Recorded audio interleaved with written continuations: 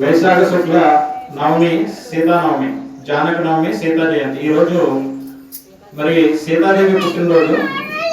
ఇది మనందరం కూడా తెలుసుకోవాల్సిన విషయం. దీన్నే సీతా జయంతులు కూడా అంటారు. శ్రీరాముడు కూడా చైత్రమాసంలో అదే తిథిలో జన్మించారు. మరియు శ్రీరామనవమి వేడుకలు సీతానవమికి ఒక నెల ముందుగానే జరుగుతాయి. సీతానవమిని భారతదేశం అంతటా ఉత్సాహంగా జరుపుకుంటారు. సీతమ్మ మాయమ్మ, శ్రీరాముడు మా తండ్రి అంటూ శ్రీరామ భక్తులు శ్రీ సీతారాములను ఎంతగానో ఆరాధిస్తే అంతకంటే కాస్త ఎక్కువ మమకారం అమ్మవారిపైనే ఉంటుంది. మా జానకి చెబట్టగా మహారాజ వైద్యం అంటూ శ్రీ త్యాగరాజ గారి మహాభక్తులు శ్రీ సీతాదేవిని ప్రస్తుతిస్తారు. శ్రీ భక్త రామదాస్ గారు కూడా నన్ను బ్రహ్మని చెప్పవే సీతమ్మ తల్లి అంటూ కీర్తించి తన భౌతిక కష్టాల కడగళ్లను దాటారు. సీతారాములు అభిన్న తత్వాలకి వారిద్దరూ ఒకే దివ్య జ్యోతికున్న వేర్వేరు అభివ్యక్తులని తులసి రామాయణం చెబుతోంది. సీత ప్రధాన స్వరూపమని, అక్షర పరబ్రహ్మమని, ఇచ్ఛ, క్రియ, జ్ఞానశక్తుల సమైక్య రూపమని నిర్ణయసింధు వ్యక్తపరిచింది. సీత ఆదిశక్తి, సృష్టి స్థితి లయకారిణి అని చాటింది. రామ తాత నీయోపషిత్తు సీత ముక్తిదాయిని అని ఆధ్యాత్మిక రామాయణం అభివర్ణించింది.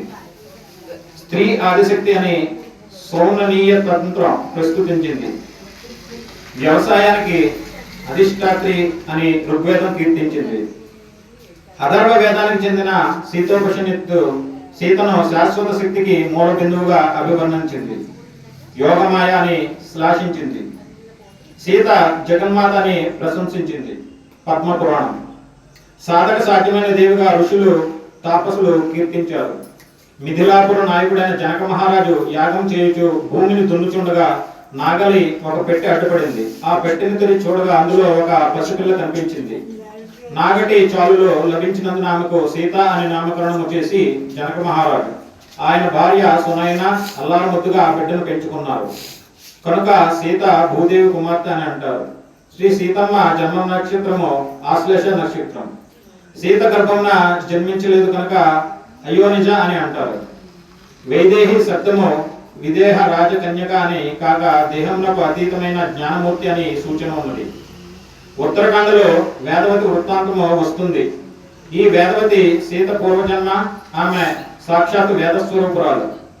ఆమె సతీదేవి వలె తనను తాను గ్రహించుకుని సీతాదేవిగా యజ్ఞదాత్రిలో జనకుడు దున్నుచుండగా పెట్టెలో లభించింది. వైదేహి శబ్దంలో వేదస్వరూపురాలనే అర్థము పొలుస్తుంది. రామాయణం అంతా సీతాదేవి యొక్క చరిత్రమని వాల్మీకి చెప్పడం గమనించాలి. సీతమ్మ నాగేటి చాలులో లభించిన ఊరు సీతామర్హి. సీతామర్హి ఇది ప్రస్తుతం మన దేశంలో బీహార్ రాష్ట్రంలో ఉంది. సీతా ప్లస్ మహి సీతామణి అయింది. నాగలి చివరి భాగాన్ని సంస్కృతంలో సీత అంటారు. నాగలి చాలులో దొరికింది కనుక ఆమె సీత అయ్యింది. నేషనల్ హైవేలో ముజాఫర్కు ఉత్తరంగా సీతామణి ఉంది. ఇక్కడికి 1 కిలోమీటర్ దూరంలో పునౌరా అనే స్థలం ఉంది. సీతాదేవి పసిపాపగా దొరికిన స్థలం ఇదే. సీత పుట్టిన ఊరిలో జానకీదేవి తల్లిదండ్రులైన సునయన, జనకుడు, శతానందుడు మున్నగు పురోహితుల విగ్రహాలు గల ఆలయాలు ఉన్నాయి. ఆ పాపను జనకుడు తన శిబిరంలో 6 రోజుల నుంచి తర్వాత జనకపురికి తీసుకువెళ్ళాడని అక్కడ వాళ్ళు తెలుపుతూ ఉంటారు. సీతామణి గురించి 30 కిలోమీటర్ల దూరంలో ఉన్న జనకపురి ఇప్పుడు నేపాల్లో ఉంది. విశేషం ఏమిటంటే సీతామణిలో సీత అన్న పేరే అధికంగా వినిపిస్తే జనకపురిలో జానకి అనే పేరు వినిపిస్తుంది. ఇక్కడ శ్రీరామనవమి, సీతానవమి ఉత్సవాలను ప్రతి సంవత్సరం పెద్ద ఎత్తున చేస్తారు. సీతాదేవి అసామాన్యురాలు. ఆమె మూల ప్రకృతి. ఒక మాటలో చెప్పాలంటే ప్రకృతి అంటే సీతాదేవి. అంతేకాదు ప్రణవనాథమైన ఓంకారంలో ఉంది కూడా ఆ తల్లే. సీత సత్వర రజోస్తమయో గుణాత్మకమైనది. ఆమె మాయా స్వరూపిణి. సకార ఇకార తకారాల సంగమం సీత. సకారం ఆత్మతత్వానికి సంకేతం. తకారాన్ని తారా అని అంటారు. తరింపజేసేది అని దీనికి అర్థం. అంటే ఆత్మదర్శనం కలిగించి మనిషిని తరింపజేసేది ఆ మహాశక్తి అని బ్రహ్మ వివరించాడు.